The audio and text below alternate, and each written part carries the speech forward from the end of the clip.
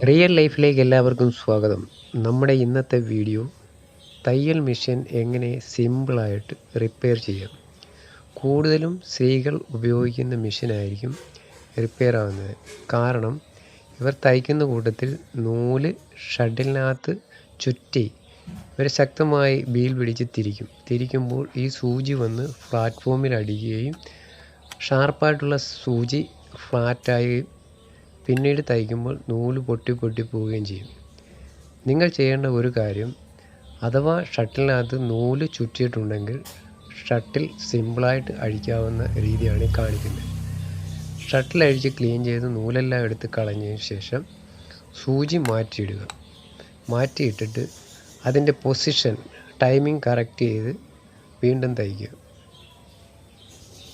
യാതൊരു കാരണവശാലും തയ്യൽ മെഷീൻ ഫുൾ സർവീസിന് കൊടുക്കരുത്. കമ്പനി നമുക്ക് മെഷീൻ തരുമ്പോൾ കറക്റ്റ് ടൈമിങ്ങിലാണ് മെഷീൻ തരുന്നത്. ടൈമിങ്ങിന് എന്തെങ്കിലും വ്യത്യാസം ഉണ്ടായിക്കഴിഞ്ഞാൽ എത്ര പ്രാവശ്യം റിപ്പയർ ചെയ്താലും തയ്യൽ ക്ലിയർ ആകണമെന്നില്ല. അതിനേക്കാൾ നല്ലൊരു മാർഗം, തയ്യൽ അറിയാവുന്ന ഏതെങ്കിലും തയ്യൽക്കാരെ കൊണ്ട് മെഷീൻ്റെ ഷട്ടിൽ അഴിച്ച് ക്ലീൻ ചെയ്ത് സൂചിയും മാറ്റി ആ ടൈമിംഗ് കറക്റ്റ് ചെയ്ത് കഴിഞ്ഞാൽ മെഷീൻ റെഡിയാകും. അല്ലാതെ ഒരു സർവീസിങ്ങിന് നിങ്ങൾ പോയിക്കഴിഞ്ഞാൽ നിങ്ങളുടെ മെഷീൻ റെഡിയാകണമെന്നില്ല. തയ്യൽ മെഷീൻ്റെ തയ്യൽ നന്നായിട്ട് വീഴുന്നതിൻ്റെ കാരണം അതിൻ്റെ ടൈമിങ്ങിനാണ്. ടൈമിങ്ങിന് വ്യത്യാസം വന്നു കഴിഞ്ഞാൽ തയ്യൽ കറക്റ്റായിട്ട് വീഴില്ല.